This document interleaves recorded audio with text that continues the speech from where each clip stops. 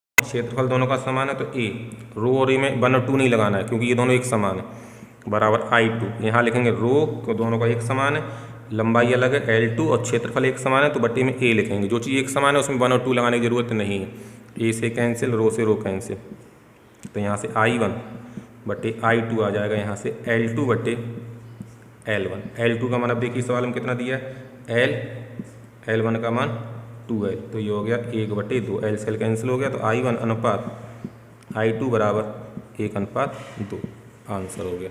इस तरह के प्रश्न आते रहते हैं। अब अगला प्रश्न संख्या 3 जो आपके लिए दिया हुआ है, वो दिया हुआ है कि 2 तार समान लंबाई के हैं, 2 तार जो हैं वो समान लंबाई के हैं, इनमें पहला कॉपर का है दूसरा मैग्नीन का है, मतलब पदार्थ अलग अलग है, पहला कॉपर का है। तो कॉपर और मैग्नीन के तार में आप याद रखेंगे जो प्रतिरोधकता ज़्यादा होती है वो मैग्नीन की ज़्यादा होती है, इसको आप रट लीजिए। कॉपर और मैग्नीन में मैग्नीन की जो प्रतिरोधकता होती है वो कॉपर से अधिक होती है। पहला और ये चौथा पांचवा क्वेश्चन इसी कॉन्सेप्ट पर है, मैग्नीन की प्रतिरोधकता कॉपर के तार से अधिक होती है। अब आइए, 2 तार समान लंबाई के हैं, दोनों का L क्या दिया है प्रश्नानुसार, समान दिया है, L जो दिया है वो दोनों का समान दिया हुआ है, 2 तार समान लंबाई के हैं, ठीक है। पहला तार कॉपर का हो गया, दूसरा हमारा मैग्नीन का हो गया। कौन सा तार मोटा है, मोटे का मतलब हुआ कि किसका अनुप्रस्थ काट का क्षेत्रफल अधिक है, जो अनुप्रस्थ काट का क्षेत्रफल अधिक होगा वही तार मोटा होगा। तो देखिए कैसे करेंगे, तो रो का फार्मूला क्या होता है, इसमें कह रहा है कौन सा तार मोटा है, 2 तार समान लंबाई के हैं, एक तार इसमें हो गया हमारा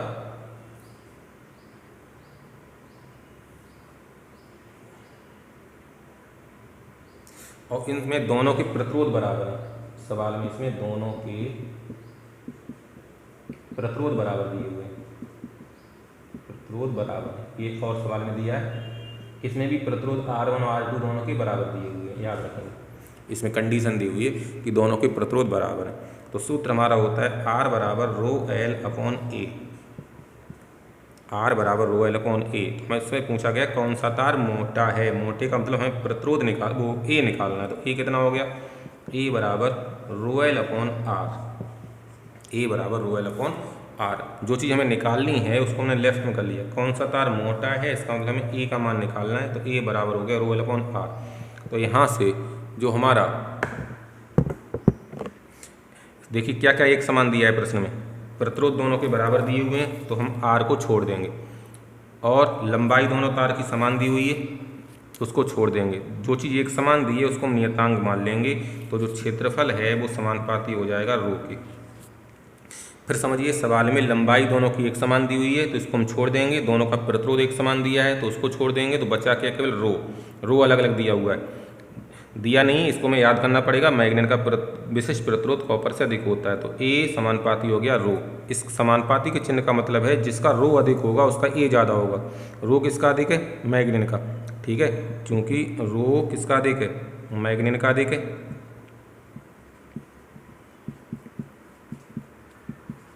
कॉपर से, कॉपर को सी यू से ले सकते हैं, तो क्षेत्रफल किसका ज़्यादा आ जाएगा, ए मैग्नीन का ज़्यादा होगा ए कॉपर से। इसका मतलब कौन सा तार मोटा हो गया, मैग्नीन का तार मोटा है, मैग्नीन का तार मोटा है। अगला प्रश्न भी बिल्कुल इसी प्रकार से दिया हुआ है, क्वेश्चन नंबर 4। 2 तार समान अनुप्रस्थ काट के हैं, इसमें क्वेश्चन में दिया है समान अनुप्रस्थ काट मतलब ए दोनों का समान है, ठीक है, दोनों तारों का, एक कॉपर का एक मैग्नीन का है, तो रो मैग्नीन का ज़्यादा होगा किससे, रो कॉपर से, ठीक है, पिछले प्रश्न की तरह। कह रहे कौन सा तार लंबा है, जबकि दोनों के प्रतिरोध बराबर दिए हैं, आर दोनों का समान दिया है, कौन सा तार लंबा है मतलब हमें लंबाई निकालना है, तो सूत्र हम लगाएं आर बराबर रो एल अपॉन ए। इसमें पूछा कौन सा तार लंबा है, इसका मतलब लंबाई हमें निकालनी है, एल बराबर हो जाएगा आर ए अपॉन रो। अब सवाल में एक समान क्या दिया है, आर एक समान दिया है, एक समान दिया है, तो लंबाई किस पर निर्भर करेगी? एल समानुपाती 1/रो। अब समझिए इस ये व्युत्क्रमानुपाती का चिन्ह है, एल व्युत्क्रमानुपाती रो पढ़ेंगे या एल समानुपाती 1/रो पढ़ेंगे, एक ही बात है। तो व्युत्क्रमानुपाती का मतलब होता है कि अगर रो का मान ज़्यादा करें तो एल का मान कम होगा, उल्टा है। समानुपाती में क्या होता है, जैसा ऊपर वाला इधर वाला वैसे इधर वाला। व्युत्क्रमानुपाती में उल्टा होता है, एल व्युत्क्रमानुपाती रो है, अगर रो को बढ़ाएंगे तो एल कम होगा। ठीक है, जैसे एक्स का मान तुम्हारा मान लो 1/2 दिया है, अब तुमने यहाँ पर 2 की जगह 4 कर दिया तो भाग लगा के और कम आएगा 0.25। मतलब बटे में अगर संख्या बढ़ाते हैं तो ये चीज़ कम होती चली जाएगी। तो यहाँ पर कह रहा है कौन सा तार लंबा है, जो तार लंबा होगा, ज़्यादा लंबा होगा, उसका रो कम होगा। उल्टा संबंध है, अगर हमें एल ज़्यादा चाहिए तो रो कम चाहिए, तो रो कम किसका है? एल अधिक होने के लिए रो कम होना चाहिए। एल अधिक होने के लिए रो क्या होना चाहिए? रो कम होना चाहिए। और रो कम किसका है? देख लीजिए रो कम किसका है? कॉपर। अतः कॉपर का तार अधिक लंबा है।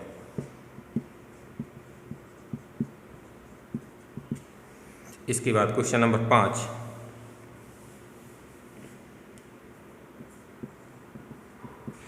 वोल्ट और 0.2 एम्पीयर धारा वाले बल्ब के तंतु की लंबाई 20 सेंटीमीटर।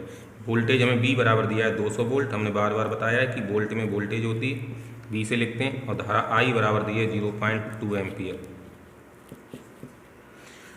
लंबाई जो दी है तार की वो 20 सेंटीमीटर दी है, इसको मीटर में बनाइए तो 20 को हम 100 से भाग लगा देंगे तो 0.2 मीटर आ गया। सेंटीमीटर को मीटर में बनाएंगे 10⁻² से गुणा कर लो या फिर 100 से भाग लगा दीजिए। तार का विशिष्ट प्रतिरोध रो हमें दिया है 5 × 10⁻7 ओम मीटर।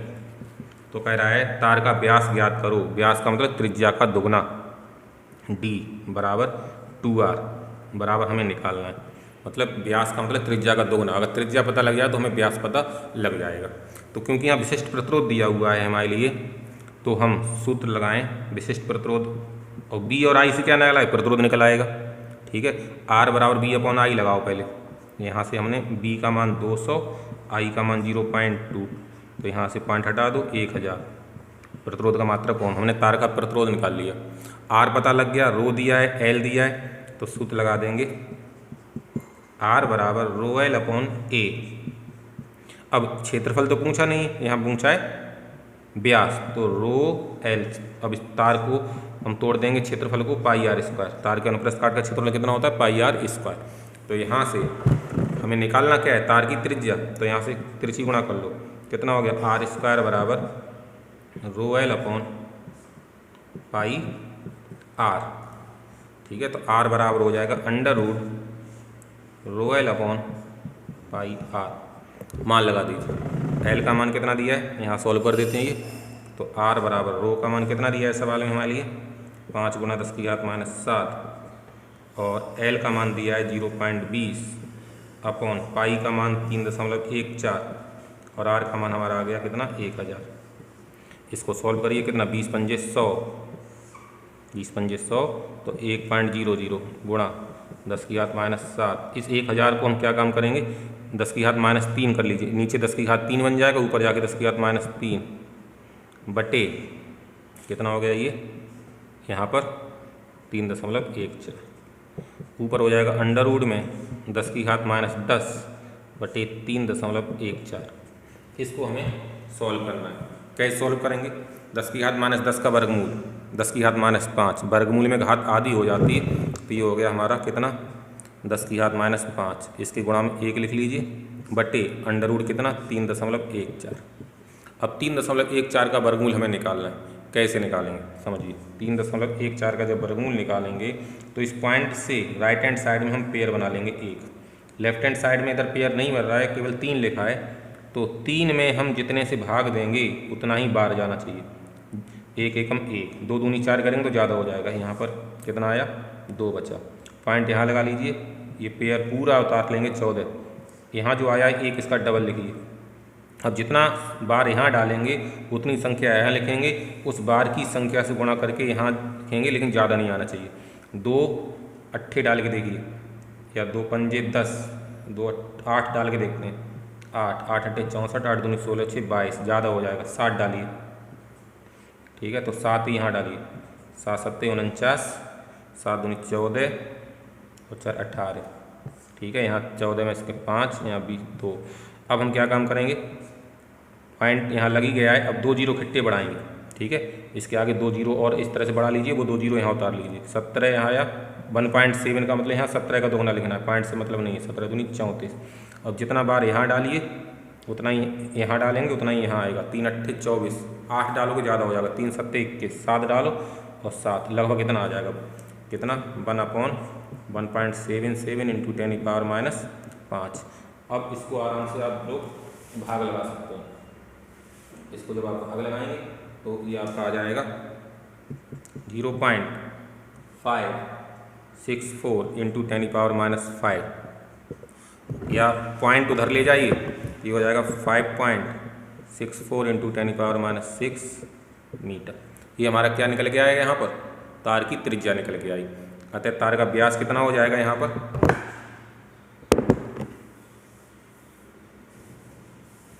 हमें निकालना क्या था, तार का व्यास। अतः तार का व्यास कैपिटल डी, त्रिज्या का दुगना।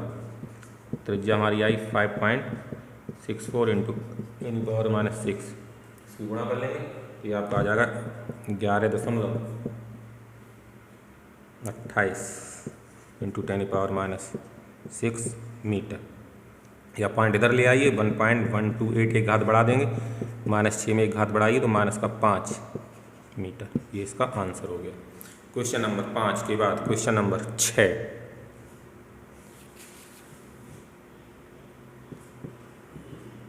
10 सेंटीमीटर व 20 सेंटीमीटर आंतरिक व बाह्य त्रिज्या का 1 मीटर लंबा तार, ये तार दिया है खोखला।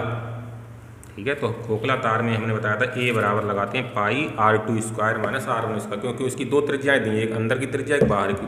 तो देखो खोखले उसके लिए क्या होता है, A बराबर πr² square minus r1 square. तो यहाँ पर देखिए r1 बराबर जो त्रिज्या है कम वाली वो 10 सेंटीमीटर है, तो ये हो गया 0.10 मीटर। कैसे आया, 100 से भाग लगा दीजिए।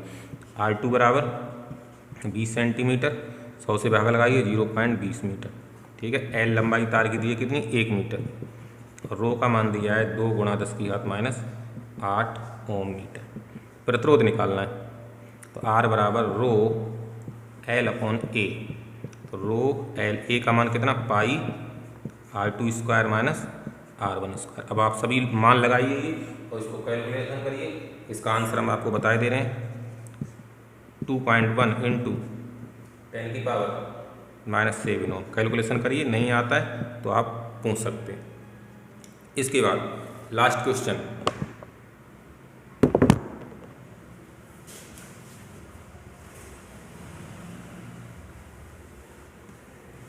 ये एक तार दिया हुआ है, जो कि तार हमें दिया हुआ है अनुप्रस्थ काट का क्षेत्रफल असमान है, बाल्टी के आकार का दिया है लेकिन ठोस है ये।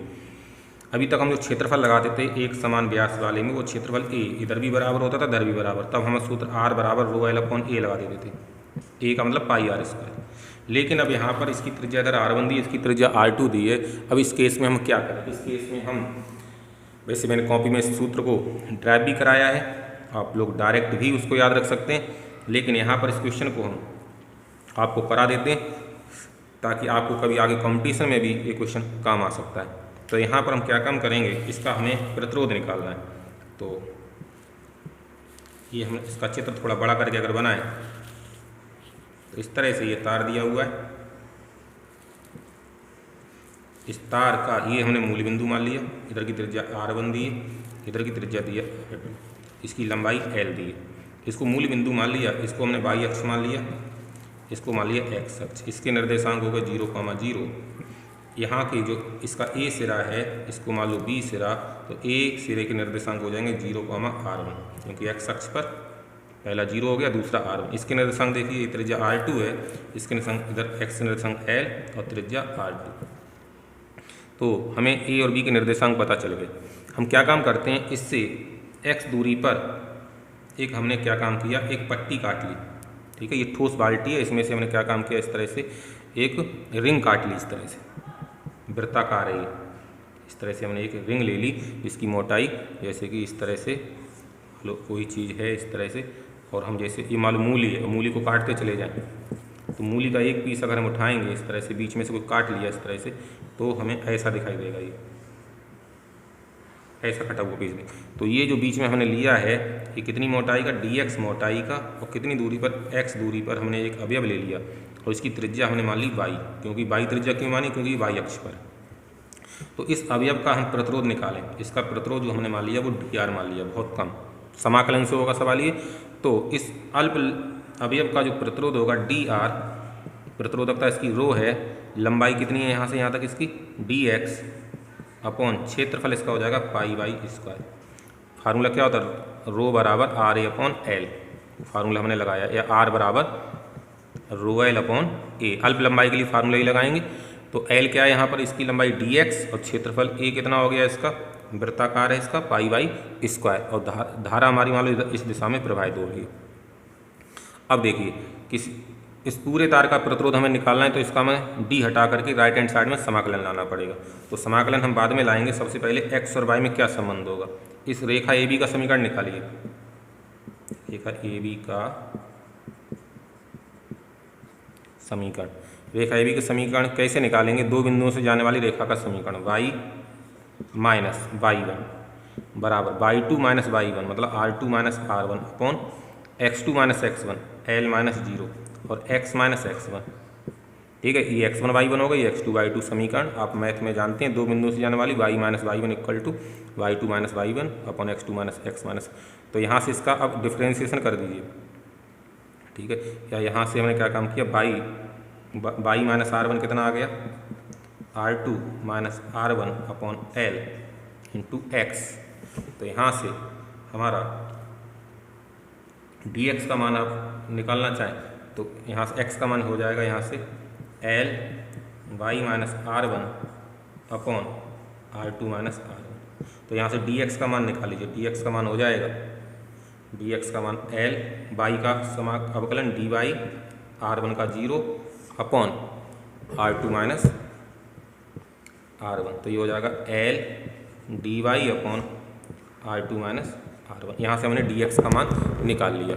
अब ये dx का मान उठा करके हम लगा देते हैं समीकरण 1 में। समीकरण 1 में dx का मान लगाएंगे तो कितना आएगा, समीकरण 1 देखिए, लिखिए आपके सामने,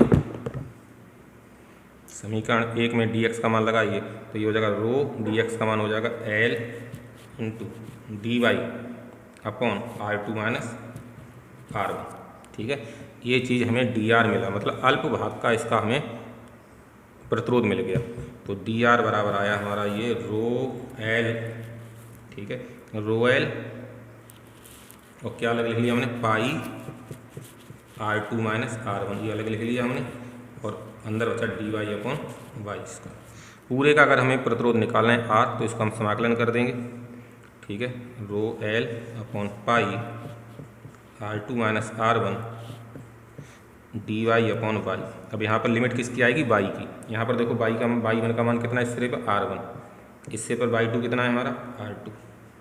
अब इस समाकलन को आप सॉल्व कर लीजिए, पाई r2 माइनस r1, समाकलन हम नहीं बता रहे हैं कैसे करते हैं, 1/y स्क्वायर का समाकलन माइनस 1/y आएगा, कैसे आएगा, x की पावर n का फार्मूला लगाइए, इसे y की पावर -2 लिखिए और यहाँ लिमिट r2 लगाइए, यहाँ पर r1 लगाइए। ये लिमिट्स लेके आप सॉल्व करिए तो आपका जो आंसर आ जाएगा, लिमिट लेके सॉल्व कैसे करेंगे वो भी समझ लीजिए, r2 माइनस r1 माइनस बाहर निकाल लीजिए, एक बार y की जगह पर लगाइए r2, एक बार y की जगह लगाइए r1, इनका एलसीएम ले लीजिए तो आपका आंसर आ जाएगा r बराबर रो एल अपॉन पाई r1 r2।